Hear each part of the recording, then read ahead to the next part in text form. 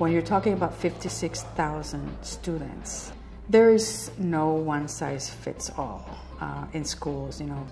Autonomy is essential.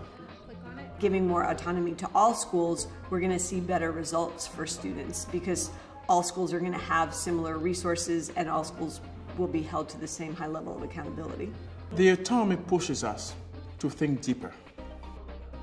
I know my students. I'm with them 5 days a week. When you give those teachers that voice, you actually get teachers who go above and beyond even what they're required. Part of A, explain why. Autonomy in and of itself isn't the solution. It's a precondition.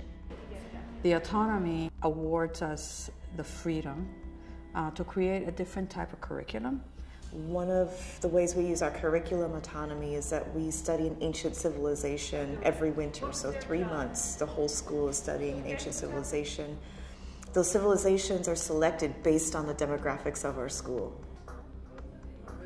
Along with autonomy comes accountability. So you have the power to make decisions, but then you're also really accountable. So the results that come from autonomy, good or bad, are your results. You definitely have to own them. You can't blame the district and say, well, if I had a different teacher or if I were allowed to teach a different curriculum. We're getting a star because we did excellent group work in science. It's as we do that expansion, how do we in fact give consideration to making sure that we have a structure in place that allows for both the schools to be able to have their autonomies and also for, from a central standpoint, that we are efficient.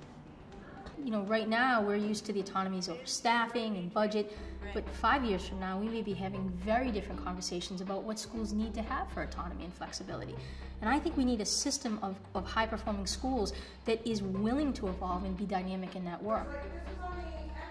So it was important that we reach that level of a paradigm shift in terms of not talking about what the district does, in terms of not talking about what the district is imposing, but in terms of what we do as a system to move ahead.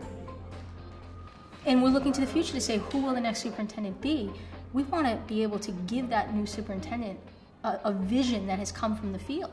This is something we want for our system. We have the potential to close and eliminate completely the achievement gap and the opportunity gap that we see every day. We owe it to all of our students, we owe it to all of our teachers, we owe it to all of our parents to create successful school. We're in this together.